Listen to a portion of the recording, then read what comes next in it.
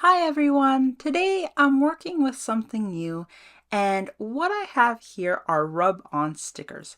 I've never worked with stickers like these before, and supposedly you can put these on lamps, crates, watering cans. You can even put these on your windows.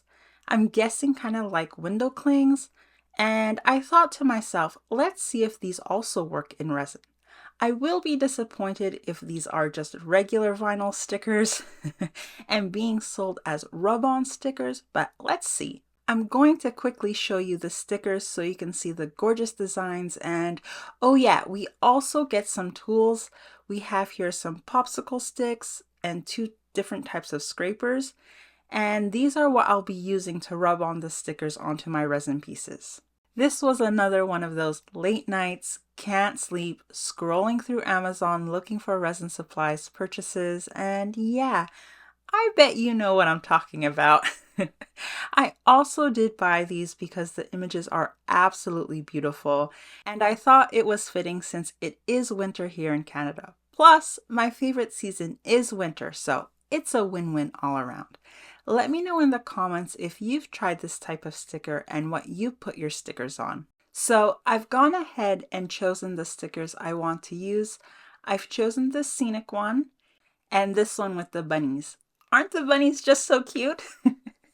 But before I get started, I just want to see if these are two-sided stickers or not, because if they aren't, I will have to change my plans for these trays. Okay, so they are one-sided, so I will have to change course a bit, but the stickers do have an adhesive, so that's good. Now, for the resin, I'm going to use Let's Resin's epoxy to make my resin trays. By the way, you can now buy their resin in these black bottles, which in my opinion, it's great.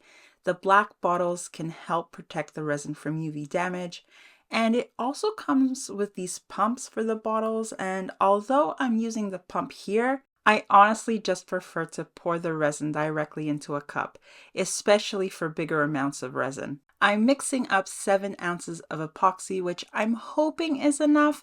I've never used these molds either, so I don't know how much they actually take, but it's better to mix more resin than you need than to mix less than, because you can always throw that excess resin into another mold. Now, to dye this resin, I'm going to be using this Dazzling Diamond glitter / mica pigment. If you watched my previous video, I bought a pigment sample pack because I have an idea in my head for a future video, which I haven't done yet because I just have so much on my plate right now, but I fell in love with the Dazzling Diamond and I just had to order a big tub of it. I don't know if it's a glitter or if it's a mica powder. Maybe it's a combination of both, but it's absolutely stunning, and I thought this would be perfect to mimic snow for my stickers. The downside of this glitter / mica powder though is that because it's just so fine, it gets everywhere, and you can even see it floating as I'm mixing it. So if you were to buy this, make sure that you're wearing your respirator just so that you don't breathe this stuff in. And now I'm just going to fill up both these molds with this resin and run a micro brush along the edges to help minimize air bubbles getting trapped. By the way, I don't know if you noticed, but I did switch my resin from one cup to this cup. And in case you're wondering why, it's actually another tip. One way I ensure that my resin is properly mixed is I will measure it out into 1 cup, start the mixing process in there, and then once I don't see any more unmixed resin streaks, I change the resin into a clean cup and then give it another good mix. I'll usually mix it for another minute or 2 in the clean cup, but doing this really helps if you use cups that have grooves or multiple edges. Let me know if you would like to see a more in-depth video on how I mix my resin. Okay, so now I'm going to let these cure and I'll be back. These trays are cured now, so let's see that sparkle. Oh, just look at that beautiful shimmer. And with a top coat, that shimmer is really going to pop. You can also see that running that micro brush along the edges really does help push out any air bubbles that might get trapped. I didn't have any air pockets on the edges of that tray, and it doesn't look like I have any in this one either. So that's awesome. I'm going to start with the bunny sticker first since I love it so much, but once I'm done making these trays, let me know in the comments which is your favorite. Now to rub on the stickers. I've read the instructions and it's pretty straightforward. I have to peel off the backing, place down the sticker, and then use the scrapers to rub the surface of the sticker onto my resin piece like so. It doesn't say for how long, but I'm going to do a few passes all around just to make sure, and then I'll remove the plastic from the top.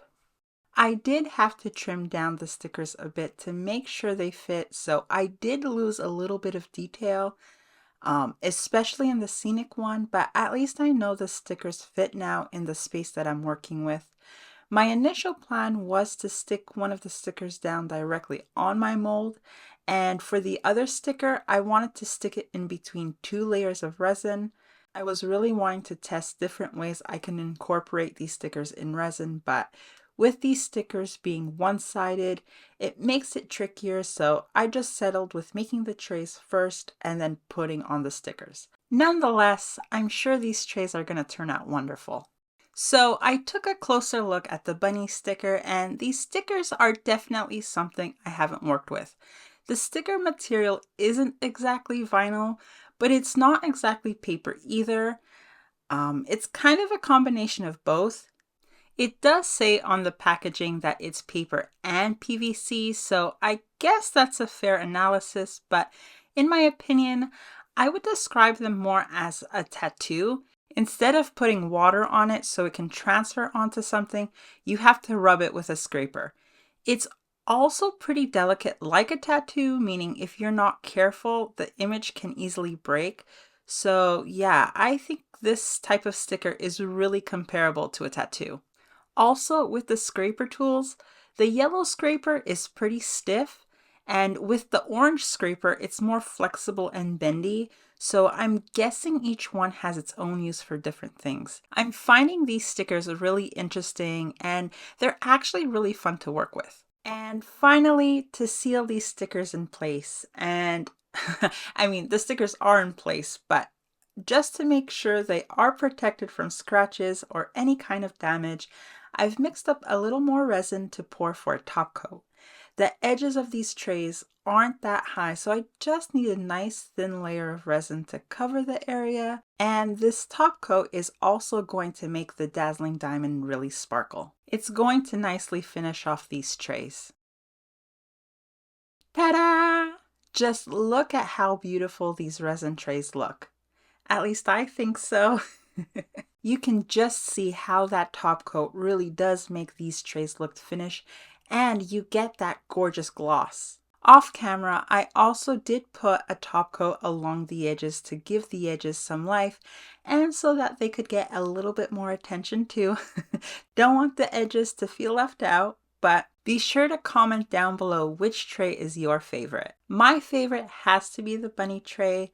I think the sticker on the dazzling diamond glitter mica powder, whatever it is, just really goes really beautifully together. I hope you enjoyed this video and that you've learned something. If you did, then please smash the like button. And if you'd like to see other resin techniques I've done on this channel, then be sure to check out one of the videos that's popping on screen now. Thanks so much for watching.